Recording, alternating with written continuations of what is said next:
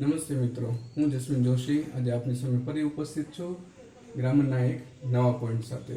So without wasting time let's start. Let's learn English. ચાલો અંગ્રેજી શીખીએ. આજનો મારો સબ્જેક્ટ છે પાર્ટ્સ ઓફ સ્પીચ. સ્પીચ એટલે બોલીના પ્રકારો. આપણે જ્યારે વાક્ય બોલીએ છીએ ત્યારે વાક્યમાં ઘણા બધા શબ્દો હોય છે. તો દરેક શબ્દની અલગ અલગ વ્યાખ્યા હોય છે અને દરેક શબ્દ એક પેટર્ન પ્રમાણે મૂકવાનો હોય છે. તો એને સમજવા માટે આપણે પાર્ટ્સ ઓફ સ્પીચ કે જેના 8 પ્રકારો છે એને સમજવા પડશે. અને હવે આપણે શરૂઆત કરવા જઈ રહ્યા છે પાર્ટ્સ ઓફ સ્પીચ. એના કુલ 8 પ્રકારો છે. પહેલો પ્રકાર છે નાઉન. આપણે નાઉનથી શરૂઆત કરશું. અંગ્રેજીમાં નાઉન એટલે નામ. તો કોઈ પણ વ્યક્તિ, વસ્તુ કે પદાર્થનું નામ આવે ત્યારે નામ એટલે કે નાઉન હોય એવું કહેવાશે. ફોર એક્ઝામ્પલ, અહીં એક વાક્ય છે કે અભય ઇઝ માય ફ્રેન્ડ. તો અહીંયા અભય છે એ નાઉન થશે અને ફ્રેન્ડ છે એ પણ નાઉન થશે. તો આ બે નાઉન આપણને કઈ રીતે ખ્યાલ આવે? તો થોડુંક નાઉન એટલે કે નામને થોડુંક આપણે ડીપમાં અભ્યાસ કરીએ એટલે ખ્યાલ આવશે. તો પહેલાં જે અર્થ છે નાઉન એને સમજી લઈએ. નાઉનને 2 પ્રકારના ભાગથી વહેંચવામાં આવે છે. એક છે કોન્ક્રીટ અને બીજું છે એબ્સ્ટ્રેક્ટ. આ 2 ભાગમાં વિભાજિત કરવામાં આવે છે નાઉનને. કોન્ક્રીટ એટલે કે જે નાઉનનું ફિઝિકલ અપિયરન્સ છે, અને એબ્સ્ટ્રેક્ટ એટલે ભાવવાચક કે જેને આપણે ફીલ કરી શકીએ છીએ પરંતુ આપણે એને જોઈ શકતા નથી, ફિઝિકલ અપિયરન્સ એનું નથી. કોન્ક્રીટ નાઉનમાં પહેલા છે એ છે પ્રોપર નાઉન, ત્યાર પછી છે કોમન નાઉન, ત્યાર પછી છે કલેક્ટિવ નાઉન અને ત્યાર પછી છે મટીરિયલ નાઉન. અને અહીંયા એક આવશે એ છે એબ્સ્ટ્રેક્ટ નાઉન. આ નાઉન એટલે નામના જ પ્રકારો બધા છે, પણ આ વાક્યમાં 2 નાઉન છે. તો તમને ડીપમાં એટલે કે ઊંડાણપૂર્વક ખ્યાલ હોવો જોઈએ કે આ કયા પ્રકારનું નાઉન છે અને આ કયા પ્રકારનું નાઉન છે. જોઈએ. પ્રોપર નાઉન એટલે કોઈ પણ વ્યક્તિનું ચોક્કસ નામ આવે ત્યારે એ પ્રોપર નાઉન બને છે. ધારો કે અભય ઇઝ માય ફ્રેન્ડ અહીંયા વાક્ય છે, તો અભય નામ છે એ ફક્ત અભય જે વ્યક્તિ છે એના માટે જ હું પ્રયોજી શકીશ, એ બીજા કોઈ માટે પ્રયોજી શકીશ નહીં. એટલે આ નાઉન તો બનશે, પણ કયું બનશે? Proper noun. આશા રાખું છું તમને પ્રોપર નાઉન ખ્યાલ આવ્યો હશે કે કોઈ પણ વ્યક્તિનું ચોક્કસ નામ આવશે ત્યારે પ્રોપર નાઉન બનશે. બીજું છે કોમન નાઉન. કોમન એટલે સામાન્ય. For example friend. એ અભય માટે પણ હું ફ્રેન્ડ શબ્દ વાપરી શકું, મનીષ માટે પણ ફ્રેન્ડ વાપરી શકું, સુરેશ માટે પણ વાપરી શકું. તો આ ફ્રેન્ડ છે એ શબ્દ કોમન છે, કોઈ પણ માટે હું વાપરી શકું છું. એટલે આ જે નાઉન છે એ કોમન નાઉન થશે. પ્રોપર અને કોમન નાઉનમાં તો તમને ખ્યાલ આવી ગયો હશે. ત્યાર પછી છે કલેક્ટિવ નાઉન. કલેક્ટિવ નાઉન એટલે કલેક્ટ એટલે સમૂહ. તો સમૂહવાચક નામ હશે ત્યારે કલેક્ટિવ નાઉન આવશે. For example army. તો આર્મી છે એ કોઈ એક સૈનિકથી બનતું નથી, પણ ગ્રુપ ઓફ સોલ્જર્સ. તો ત્યારે આર્મી શબ્દ હોવાના છે. For example hard. પ્રાણીનું જ્યારે ટોળું હોય ત્યારે એને હર્ડ કહેવાય છે. ત્યાર પછી સ્વામ,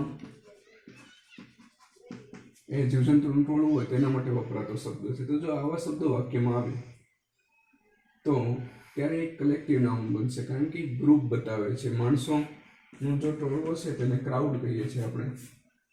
તો આ બધા શબ્દો છે એ કલેક્ટિવ નાઉનમાં આવશે, કારણ કે એ જથ્થો બતાવે છે, માસ બતાવે છે, ગ્રુપ બતાવે છે.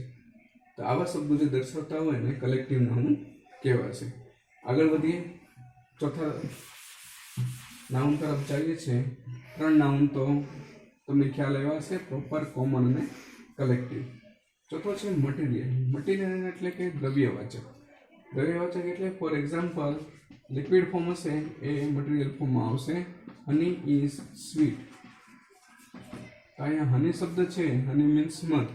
તો એ દ્રવ્યવાચક છે તે મટીરિયલમાં આવશે.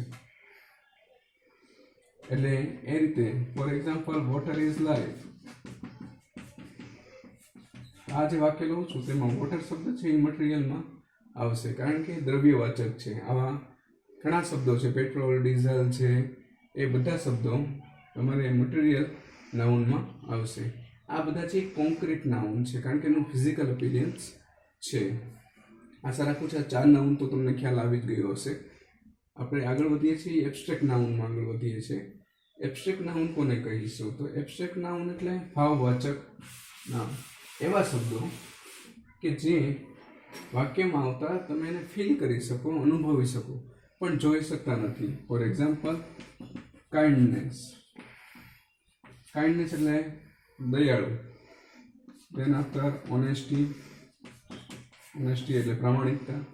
Honesty is the best policy. આવું વાક્ય બોલીએ છીએ આપણે તો ત્યારે ઓનેસ્ટી શબ્દ આવશે. એ નાઉન તો બનશે જ, પણ કેવું નાઉન છે?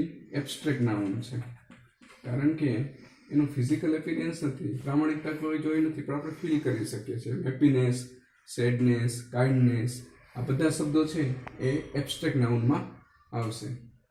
આશા રાખું છું કે તમને જે પહેલો ટોપિક છે પાર્ટ્સ ઓફ સ્પીચનો, નાઉન એટલે કે નામ, એ સમજાઈ ગયો હશે. આ બધા જ નાઉનના જ પ્રકારો છે, પણ કદાચ આ વાક્યમાં આ એક શબ્દ આવ્યો હોય તો તમે શ્યોરલી કહી શકો કે આ પ્રોપર નાઉન તરીકે વપરાયેલું છે અને આ કોમન નાઉન તરીકે વપરાય. વી મૂવ ઓન, આપણે આગળ વધીએ છીએ એના પાર્ટ્સ ઓફ સ્પીચના બીજા પ્રકાર વિશે. તો પહેલો પ્રકાર તો નાઉન જોઈ લીધો, ડીપ સ્ટડી કરી છે આપણે, તેથી નાઉન તમને ખૂબ સારી રીતે સમજાઈ ગયું હશે. બીજું છે એ છે પ્રોનાઉન.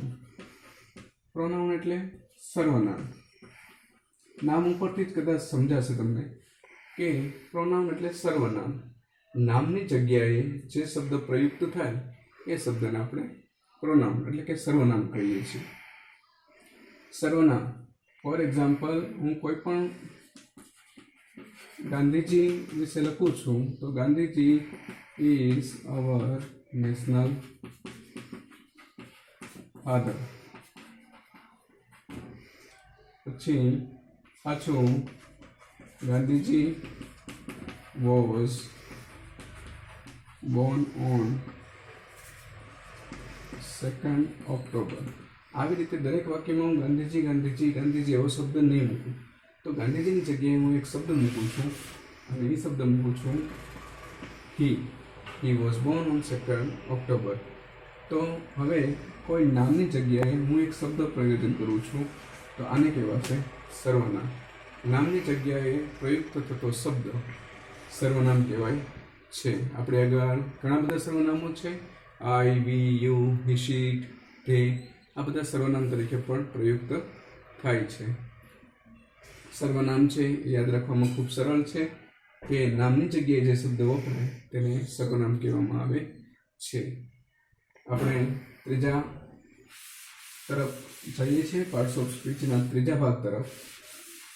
નામ અને સર્વનામ જોઈ લીધા પછી ત્રીજો જે પાર્ટ છે એ છે વર્બ. વર્બ એટલે કે ક્રિયાપદ. ક્રિયાપદ એટલે શું? તો ક્રિયા દર્શાવતો શબ્દ, એક્શન દર્શાવતો શબ્દ એને ક્રિયાપદ કહેવાય છે. ટૂંકમાં જો સમજાવું તો ગુજરાતીમાં જે શબ્દ પાછળ હું આવે એ આપણું અંગ્રેજીનું ક્રિયાપદ બની જાય છે. ફોર એક્ઝામ્પલ, રમવું, બેઠવું, ઉઠવું, કૂદવું, ચાલવું, હસવું, રડવું, સૂવું, જાગવું, આ બધા તમે શબ્દ જોયા તેમાં પાછળ હું લાગેલું છે તો એ આપણું ક્રિયાપદ બની જશે અંગ્રેજીનું. અને બીજું કે કોઈ પણ એક્શન દર્શાવતો શબ્દ એ ક્રિયાપદ કહેવાશે. We have lots of verb. આપણે આગળ પુષ્કળ ક્રિયાપદો છે, પણ ઉદાહરણ તરીકે તમારે સમજવું હોય તો હું સમજાવી દઉં છું. For example, I go to school, I play cricket,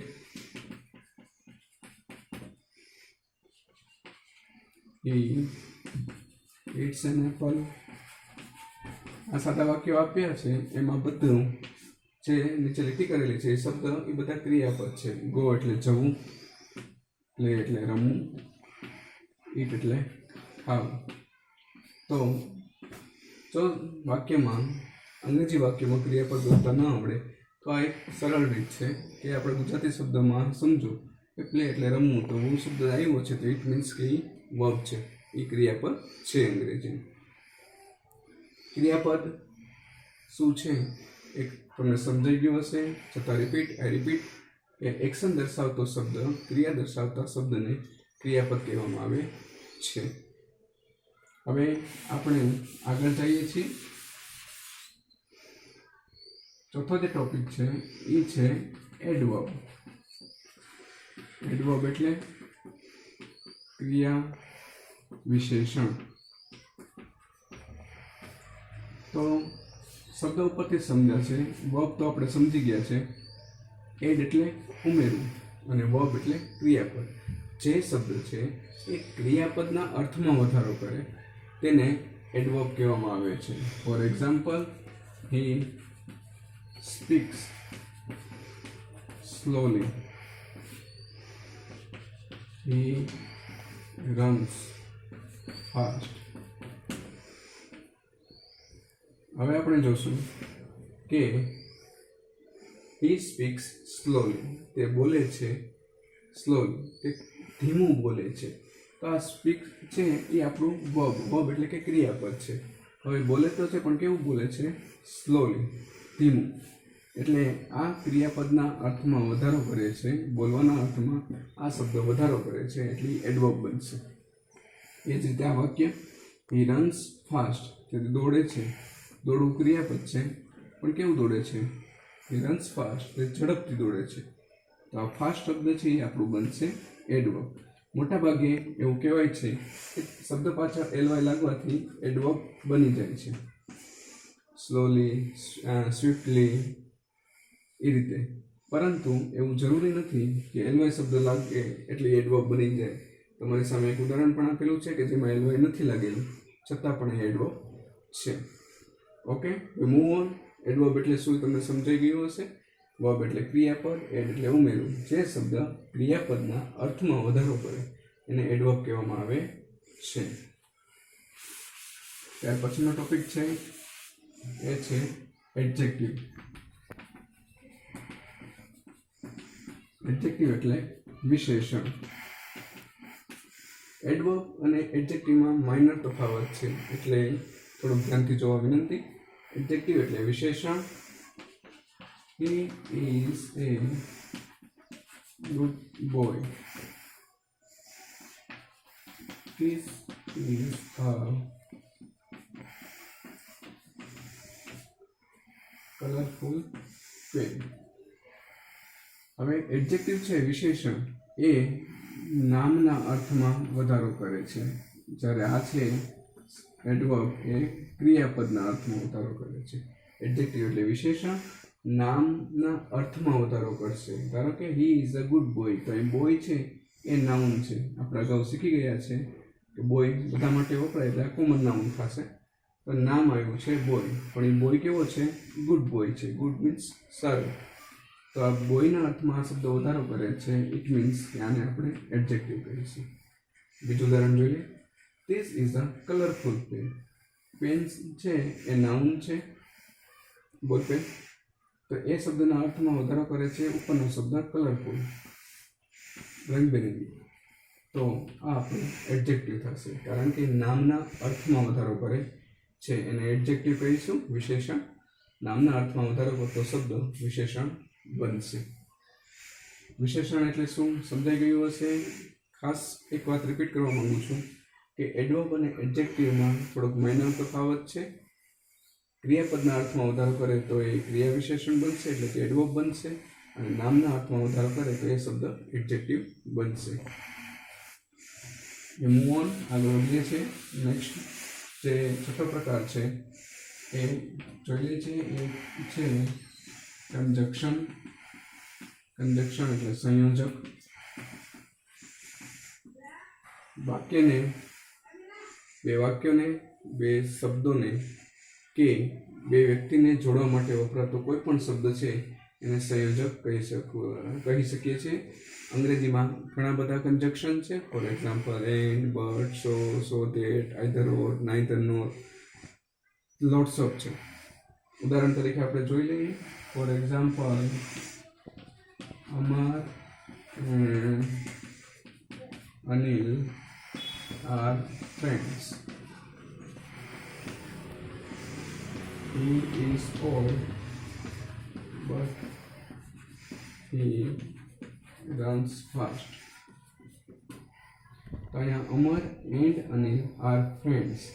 તો આમાં બે વ્યક્તિ છે, અમર અને અનિલ, એને જોડવાનું કામ કરે છે આ શબ્દ. ઇટ મીન્સ કે આ આપણું કન્જક્શન છે, સંયોજક છે કે જે બે વ્યક્તિને જોડે છે.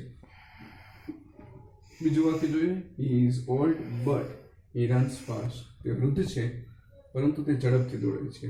અહીં બે વાક્યો છે, વિરોધાભાસી વાક્યો છે કે વૃદ્ધ છે અને ઝડપથી દોડે. એ બે વિરોધાભાસીને જોડવા માટે વપરાતો શબ્દ છે બટ. તો આ પણ વાક્યને જોડવાનું કામ કરે છે, એટલે એ પણ કન્જક્શન બનશે. ટૂંકમાં બે વ્યક્તિ, બે વસ્તુ, બે પદાર્થ કે બે વાક્યોને જોડવા માટે વપરાતો કોઈ પણ શબ્દ સંયોજક કહેવાય છે. આશા રાખું છું કન્જક્શન એટલે શું એ તમને સમજાઈ ગયું હશે. વી મૂવ ઓન. પછીનો ટોપિક જોઈ લઈએ છીએ અને એ ટોપિક છે preposition.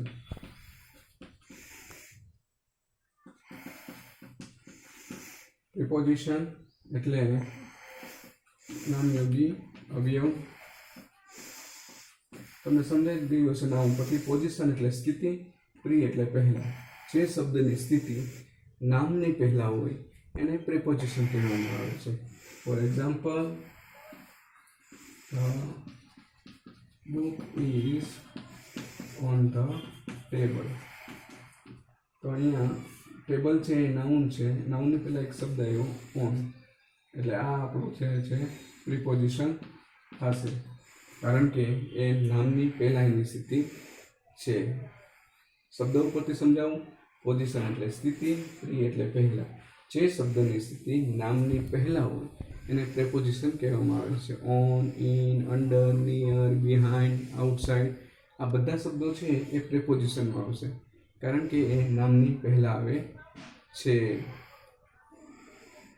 There is a pen in my pocket. A chalk is under the table. આવા કોઈ પણ વાક્ય હોય તો એમાં નામની પહેલાં જે શબ્દ આવશે એને આપણે પ્રેપોઝિશન કહીશું. આશા રાખું છું પ્રેપોઝિશન પણ તમને સમજાઈ ગયું હશે. ઘણા બધા પ્રેપોઝિશન છે, on, in, under, near, behind, outside વગેરે. અને લાસ્ટ ટોપિક આપણે જોઈએ છે નાઉ પાર્ટ્સ ઓફ સ્પીચમાં કુલ 8 પ્રકારો છે. આપણે 7 પ્રકારો ખૂબ સારી રીતે સમજ્યા છે.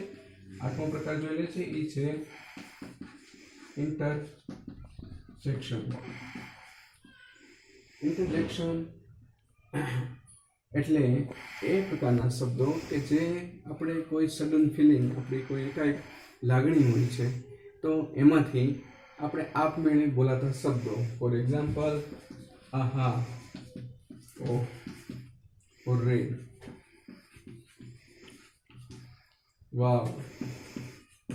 આવા બધા જે શબ્દો છે કે જે આશ્ચર્ય ઉપજાવે છે અને આપમેળે બોલાતા શબ્દો છે. આ શબ્દનો કોઈ મિનિંગ નથી, પરંતુ કોઈ આપણી સડન ફિલિંગ્સ છે, સ્પોન્ટેનિયસલી ફિલિંગ્સ છે, અને ત્યારે આપણે આવા શબ્દો આપમેળે બોલાઈ જાય છે. ઓહ, વોટ એન એક્સિડન્ટ, એ રીતે બોલાઈ જતા છે. Wow, what a place this is.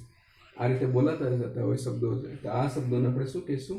ઇન્ટરજેક્શન શબ્દો કહીશું, કે એનો કોઈ મિનિંગ નથી પણ વાક્યમાં તે આપમેળે બોલાતા શબ્દો છે. આશા રાખું છું આજનો મારો ટોપિક છે પાર્ટ્સ ઓફ સ્પીચ એ તમને સરસ લાગ્યો હશે, તમને ગમ્યો હશે. જો તમને આ ગમ્યો હોય ટોપિક તો મારી ચેનલને લાઈક કરો, શેર કરો અને સબસ્ક્રાઈબ કરો. અને હા, ઘરમાં રહો, સુરક્ષિત રહો. જય હિન્દ.